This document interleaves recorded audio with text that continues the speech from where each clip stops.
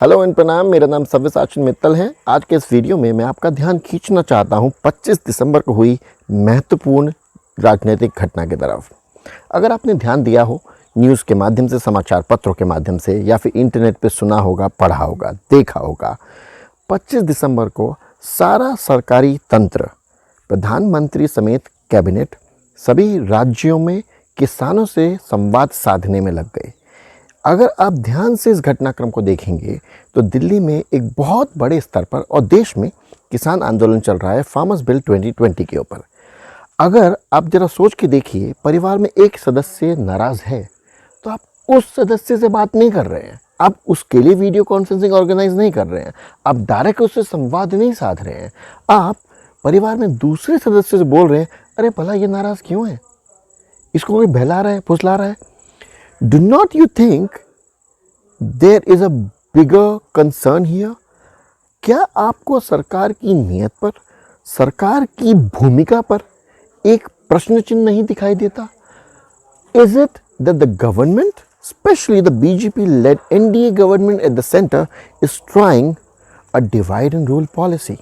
Just think about it very, very carefully.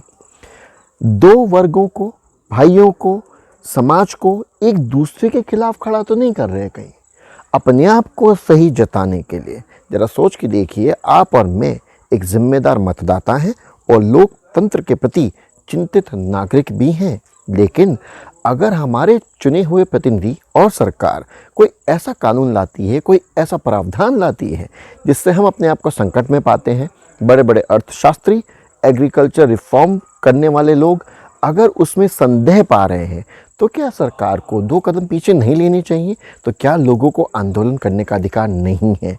सोच के देखिए, क्या ये तब तक चलेगा जब तक ये आपके मेरे घर के दरवाजे पे स्थिति नहीं आ जाएगी? यानी कि समाज के विभिन्न वर्गों की आवश्यकताएं अगर पूरी नहीं हो रही, समाज के विभिन्न वर्गों की अपेक्षाओं का अगर सरकार दरकिनार कर रही है, तो क्या आप और मैं विरोध नहीं करें? क्या हमारा विरोध करना राजनीतिक रूप से एक बुलावा है? क्या हमारा विरोध करना बहकावा है? क्या हमारा विरोध का अधिकार गलत है?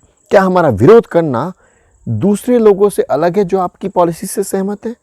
इसके ऊपर आपको मुझे एक जिम्मेदार नागरिक की तरह सोचने की ज़रूरत है। And remember, we are not outsourcing democracy any more. That means अब हम चुने हुए प्रतिनिधियों से सवाल भी करेंगे, सिर्फ 5 साल के लिए मतदान करके चुप नहीं बैठेंगे। और ख़ासकर यह दिन बहुत महत्वपूर्ण हो जाता है। क्यों? क्योंकि 25 दिसंबर को स्वर्गीय श्री अटल बिहारी वाजपेयी का जन्मदिन भी था। देश के वह यशस्वी प्रधानमंत्री जिनकी बीजेपी बहुत बड़े बड़े डंके पीटती है, लेकिन उनकी विचारधारा, उनके काम करने का तरीका सभी पार्टियों इंक्लूडिंग बीजेपी से बहुत अलग था, समग्र था और वास्तविक रूप पर एक राजधर्म से प्रेरित था। इन सवालों के ऊपर सोचिएगा और मुझे नीचे दिए गए ईमेल आईडी democratictourist@gmail.com पर अपने विचार शेयर कीजिएगा। जल्दी मिलता हूँ अगले वीडियो के साथ। बहुत बहुत धन्यवाद।